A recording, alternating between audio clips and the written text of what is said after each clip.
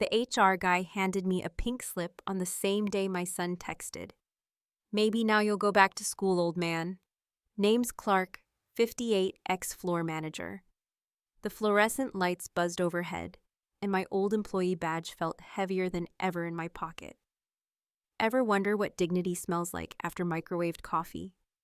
A text from Delaney, "Please don't come to the wedding," buzzed through just as I was pouring fresh seed into the backyard bird feeder. The chickadees flinched and fluttered away as if they too could feel the sting in her words. I stood there in the morning chill phone in one hand, the tin scoop dangling in the other. The leaves had just begun to turn flecks of amber and rust, tracing the edges of the sugar maples that lined our quiet cul-de-sac. It was one of those Vermont mornings that felt like memory. Before it was even done happening, brisk gray and just damp enough to draw up the scent of damp earth and old pine. Inside the kitchen was still, but my eyes fell immediately on the RSVP card. It was still there, wedged beneath a magnet shaped like a tractor on the side of the fridge, the envelope unopened. Mabel had picked those magnets out from a roadside shop in Cabot the year before she passed. I remember her laughing at how tacky they were. I never took them down. 3 weeks that RSVP had sat there. I told myself I was waiting to be sure of my schedule. Truth was, I was waiting for some kind of sign from Elliot. Something human, but nothing. Just silence. I thumbed the text one more time, just to be sure I hadn't misread it. Please don't come to the wedding. No greeting, no explanation, no love Delaney. Just a period at the end like a nail in soft wood. I deleted it. The sound it made like a breath being sucked into the phone stayed in the air for several long seconds. I tried Elliot, again. His name blinked on the screen, then faded into the hum of his voicemail. It was still that same chipper recording he'd made in college, full of inside jokes and banter with his roommate. I waded through it all, stared at the counter where Mabel's teacup sat. Still cracked, still in use. "Hey," I said after the tone. "It's Dad, just call when you get this." I hung up before I could add anything pathetic. It was still early, the quiet kind of early when only retirees and regrets are awake. I climbed to the attic, no real purpose, just movement. The boards creaked under my weight, and a film of dust coated everything like snow no one had bothered to sweep. In a faded box labeled Thanksgiving 2001, I found the wedding photo. Me in that tan linen suit, Mabel said made me look like a televangelist. She in lavender. Elliot barely 3 a blur between us. Mabel's arm was around my waist. Mine unsure still halfway in my pocket. We hadn't been perfect, but we'd tried. I held the frame until my knuckles ached. There was a faint chip at the top right corner of the glass. I hadn't noticed that before. Downstairs again, I sat at the kitchen table, the RSVP card finally in my hands. I ran a thumb along the crease. The smell of old ink like something academic. I thought about filling it in. Thought about writing something clever. Thought about lighting it on fire. Instead, I opened the voice memo app on my phone. My hand hovered over record for too long. Finally, I tapped. "I'm not angry," I said quietly. "Just surprised you both would forget I'm still breathing." I stared at the waveform jumping with every word, then hit delete. The sun had dipped behind the clouds, by then the room dimming with it. I didn't bother turning on a light. Just sat there, elbows on the table, eyes on the box of tools Mabel had insisted we keep, even when we moved to the new place. Might as well build something, I murmured, even if it was just a better way to be alone. I sanded the final edge until my thumb bled. The sliver of walnut resisted the grain even after 4 passes with the block. A tiny drop of red pooled on the beveled corner just above the initials I had carved E&D, Elliot and Delaney. I wiped it clean with the hem of my old college t-shirt before it could stain. The glue hissed and crackled along the seam. I used the same brand Mabel once insisted on for Elliot's toy chest, the one with the brass hinges and the sailboat etching. She swore by it, said it held dreams together better than nails ever could. I hadn't thought about that chest in years until tonight, under the yellow bulb that flickered like a pulse in my garage. Outside October wind scraped dry leaves against the door. I checked the dimensions one last time, then reached for the cloth-wrapped bundle sitting on the shelf.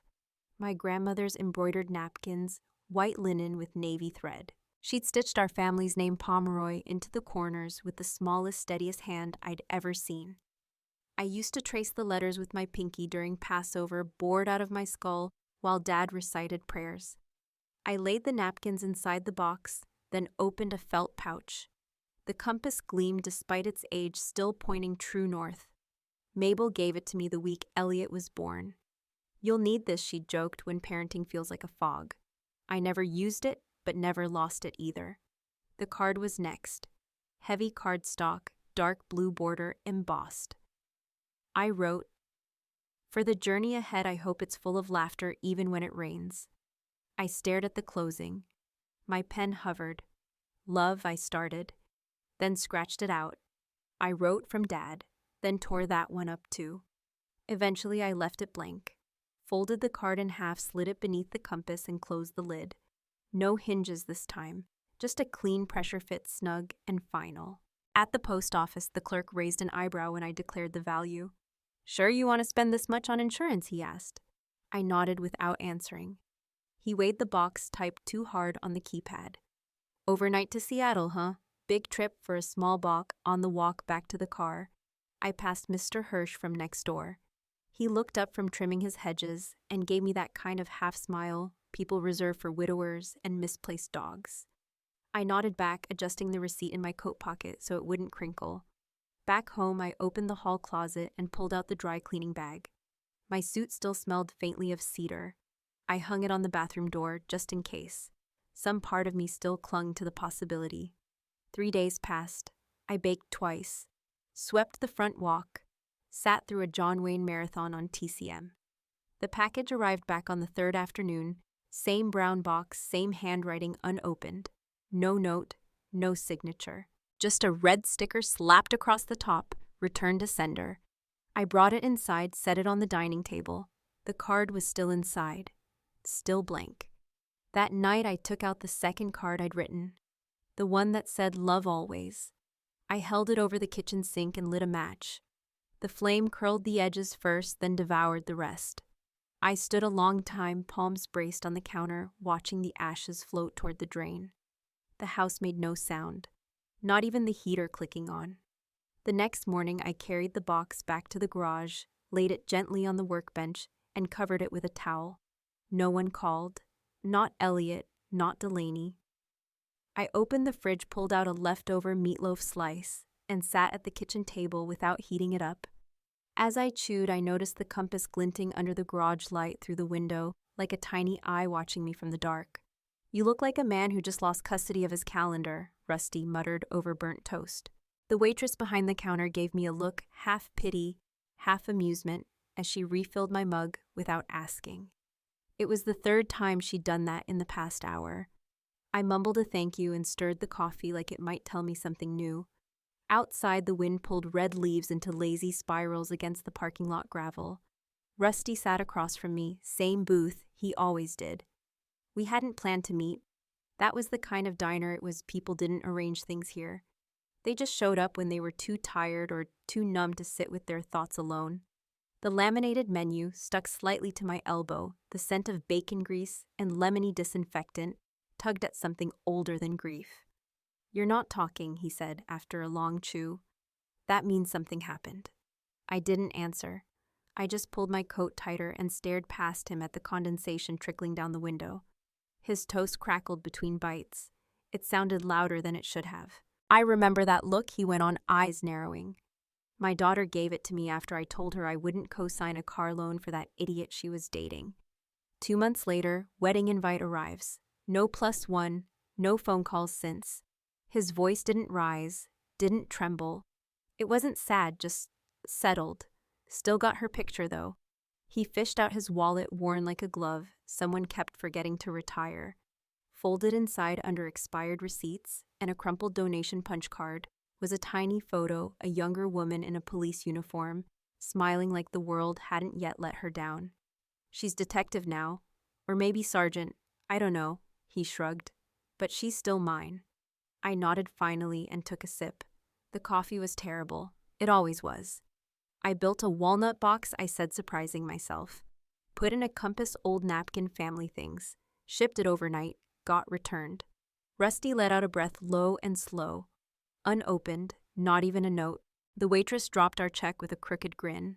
You boys need anything else, or should I call hospice? Rusty chuckled and I managed a smile that didn't quite reach my eyes. Listen, he said after she left. They want us quiet, dignified, grateful for leftovers. Don't give them the satisfaction. You want back in? You go in, through the window if you have to. I blinked. You saying I should crash the wedding, I'm saying he leaned in his breath like coffee and menthol. You know where the passwords are.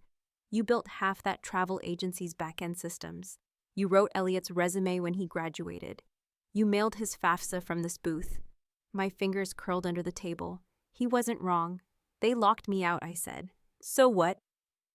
He pointed to the crust of toast left on his plate. Build your own door. We sat in silence for a bit, the kind men of our age mistake for companionship. My mind was buzzing. Half-formed thoughts clattered like loose screws in a drawer. I reached into my coat pocket and pulled out a folded napkin. With the stub of a pencil from the hostess stand, I started sketching something. Not a blueprint, not really, but more than a scribble. Dates, names, account types. Rusty didn't ask. I think I need to go home, I said. Standing. Go get your hands dirty, he said. Voice softening. The wind had picked up when I stepped outside. Leaves slapped the windshield like they were trying to wake me. I sat for a long time in the driver's seat before turning the key. At home, the printer sat dormant beneath a pile of unopened mail. I unplugged it like it had been whispering things behind my back. Tomorrow, I muttered, I'll log in. And for the first time in weeks, I didn't check my phone before bed. The hotel confirmation email had been rerouted to my spam folder. I almost deleted it without reading, thinking it was another gimmick luxury getaways or you've won kinds of nonsense. But then I saw the name of the place, Jade Coast Villas, printed in bold, just below a stock image of a couple walking barefoot on white sand. I hadn't booked anything. Still, the code they used, DP39821, was mine. The same gift certificate code I purchased in June. I remembered the way the clerk had smiled as I handed over the card. Planning a second honeymoon, I told her it wasn't for me, but for my son and his fiancée. Generous, she said. Now it was being used for a honeymoon package I hadn't been invited to witness. The itinerary made my stomach tighten. Ocean view suite, 4 nights complimentary wine, and couples massage, chocolate-covered strawberries on arrival. The note on file, please arrange a sunset sail on the second night. It's our honeymoon. I closed the email. My hand sat uselessly on the desk. Fingers twitching, but without command. Outside, the first snow of November had begun to settle quiet, slow, like the kind that doesn't melt by morning. I stood and walked toward the hallway, my footsteps muffled by the runner rug Mabel picked out years ago. I paused at the closet and pulled down an old file box. Inside were folders marked by year vacations. 2007, Elliott school trips taxes. Buried in the back was my old travel binder, printed itineraries, tickets. Gas receipts. I'd kept it out of habit more than sentiment. But today, it felt like a lifeline. Back in my study, I laid everything out, tucking out on the desk, then opened a spreadsheet I'd made years ago to keep track of all family travels. It had grown elaborate over time, with color-coded tabs and running totals. Delaney once joked that if I ever died unexpectedly, at least they'd know where I'd been. That spreadsheet now became a crime scene. I started tracing overlaps. The Jade Coast booking wasn't the first. A ski lodge in Steamboat Springs, same reservation code, reused under Elliot's name last winter. A vineyard getaway in Oregon, that one had been my anniversary plan for what would have been my 30th with Mabel. They'd gone in September. Photos had been posted. I hadn't said a word. But now I printed screenshots, downloaded invoices, collected PDFs, like a private detective building a case. I made a folder, misuse evidence. Inside it, I dropped every receipt, email, and itinerary. This wasn't spite. It was clarity. The walnut box sat again on the dining table, looking smaller than it had a week ago. When I opened it, the velvet lining still smelled faintly of the cedar drawer, where Mabel used to keep keepsakes. The compass nestled inside hadn't shifted. North was still north. I remembered when I gave it to Elliot for his first solo camping trip. I'd attached a small note to it, "Wherever you go, find your way back." He laughed and said, "Dad, there's GPS now." I picked up the compass. For a moment, I considered putting it back in the drawer, closing the lid. Instead, I left it out right on the keyboard. Then I opened a blank Word document and titled it "For the Record." The letter was not accusatory. It was not emotional. Just facts. A list of every trip booked, every reuse of my contributions without acknowledgement or consent. I didn't include feelings. I didn't need to. I printed 2 copies, one for my files, one. I wasn't sure yet. The next task was practical log into the travel agency portal. I found the active reservations and scrolled through the vineyard tour, the couple's massage, the chartered boat ride. One by one, I opened the cancellation windows and read the terms. No penalty if canceled 48 hours before check-in. That gave me time, but I wasn't waiting. I drafted the email subject cancellation request, DP3-9821 body. Mr. Pomeroy would like to cancel all bookings associated with reservation code DP3-9821. Please confirm when completed. No reschedule necessary. My cursor hovered over the send button. Instead of clicking, I opened my voicemail app and replayed the last message from Elliot dated April. "Hey Dad, thanks again for covering the cabin. Del says hi. You're a lifesaver as always. As always." I placed the phone down, pressed save on the email, but didn't send it yet.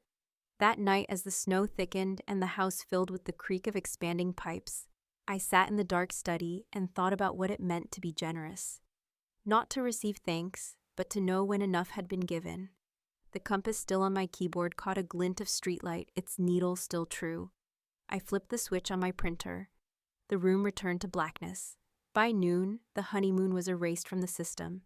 The snow had started falling just after breakfast, thick enough to quiet the neighborhood into a woolen hush. Clark sat hunched over his desk, light from the single lamp casting long shadows across receipts notes, and a laptop humming with restrained vengeance. His fingers hovered over the trackpad, not shaking from guilt, but from the strange, unsteady calm that followed certainty. He clicked once, then again, each confirmation a stone settling into place. The travel agency's portal refreshed. Booking DP3-9821 status, cancelled. A soft ding came seconds later, an email titled, "All reservations successfully cancelled. Refund will be issued to the original payment method." Clark blinked slowly and opened his banking app. The number appeared without fanfare. $7,483.16. He selected Move Funds, and with no more ceremony than a grocery transfer, he created a new sub-account Community Memorial Fund. He stared at the name a beat too long. The word community felt deliberate. So did memorial. A burst of wind rattled the front windows. Clark rose, rolled his shoulders, and walked to the kitchen, flicking on the kettle. The teacup with the hairline crack waited on its coaster, Mabel's old one cream and blue. He poured carefully, the crack holding like always. On the fridge, his list of errands remained unchanged for weeks. Birdseed, new boots, RSVP. The last was still circled.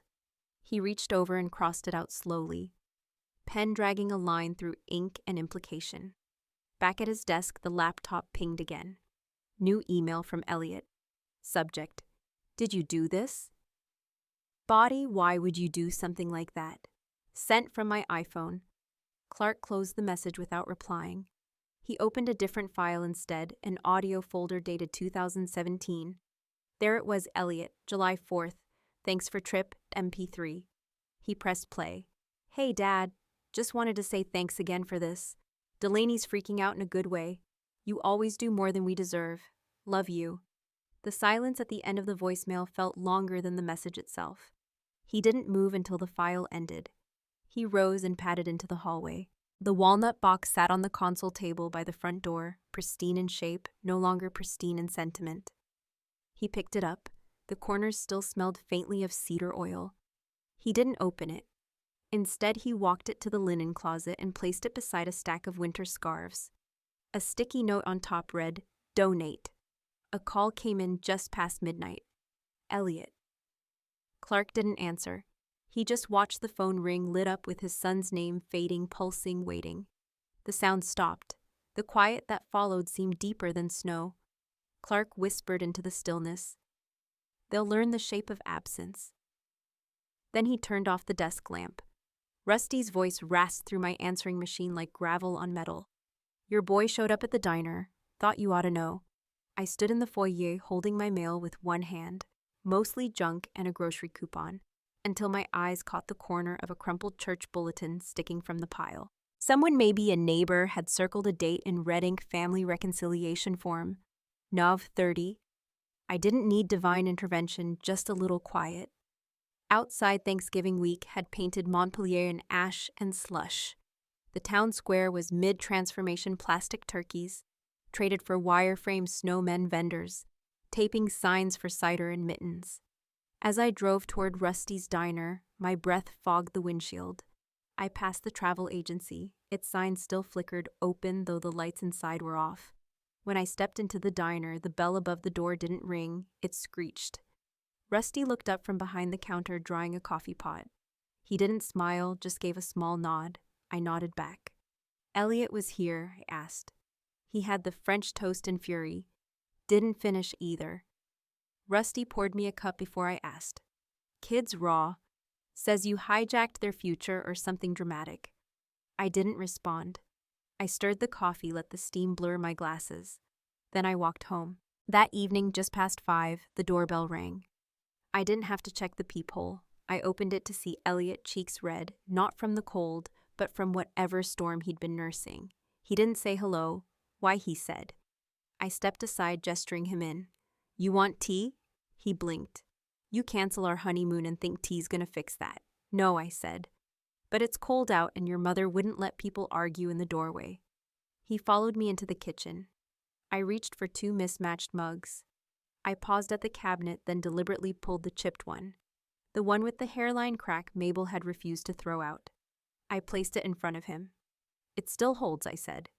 He didn't sit. "You had no right." I stirred my own tea and let the silence sit a beat longer than polite.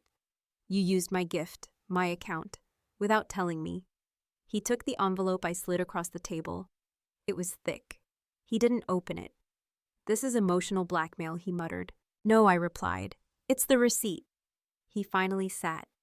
The envelope lay between us like a coiled snake. "You think this makes you the bigger man? I'm not trying to be anything. Just done being nothing," he gritted his teeth.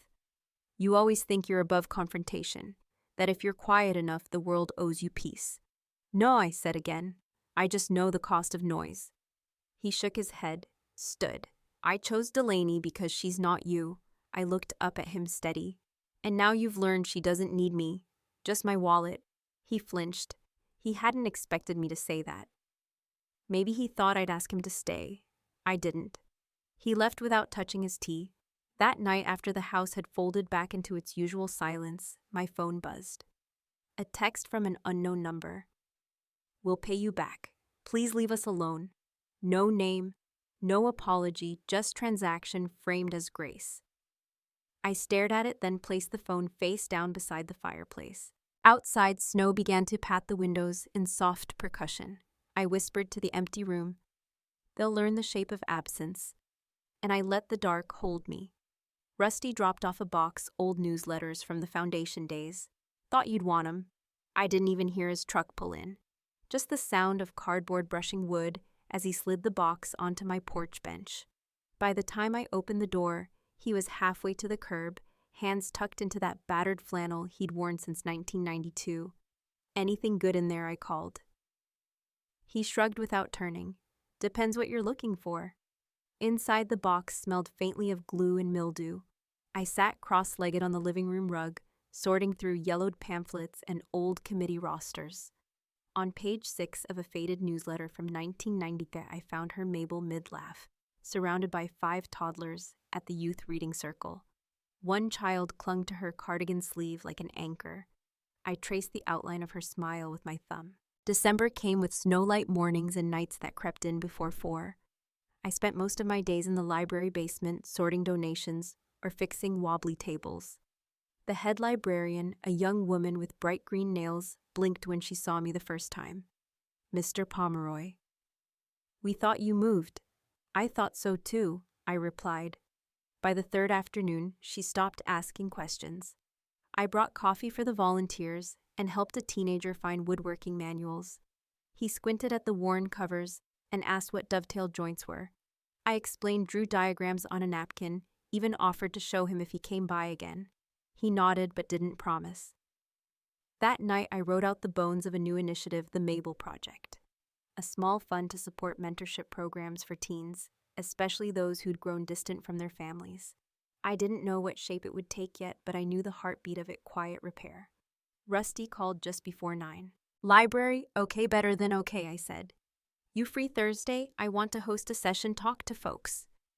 Gather ideas. Church basement's open, he said. Even has a coffee urn no one's stolen yet. He showed up 2 days later with a projector and folding chairs. The heater clanked like an old engine, but the space smelled of lemon cleaner and old hymnals. We set up early just in case anyone showed. They did, not many but enough.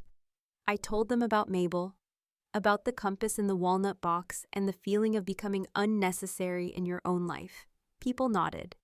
A woman in the back wiped her eyes when I said I still used her cracked teacup every morning. Rusty passed around a clipboard and someone asked if we took checks. After the meeting, I walked home carrying the now empty box. It was lighter. At the dining table, I pulled out Mabel's old recipe chest from the cabinet drawer.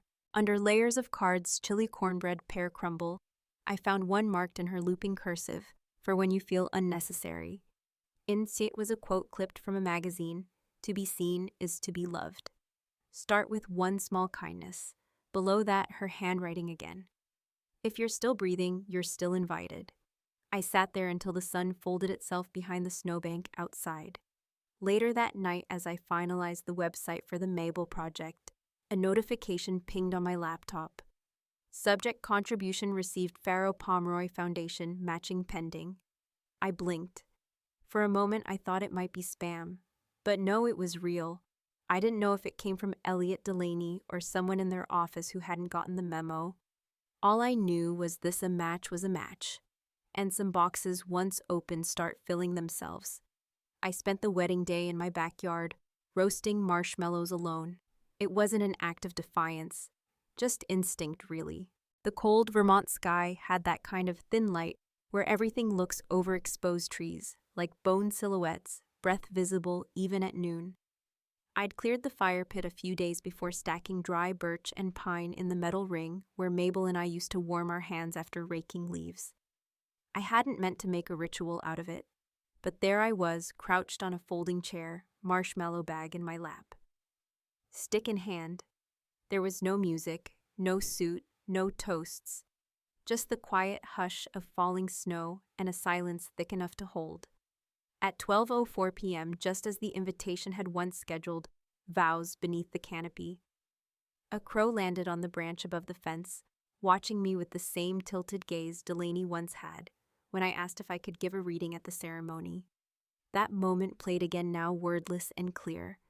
Her smile had been tight, practiced. The marshmallow blistered black at the edges. I let it drop into the coals.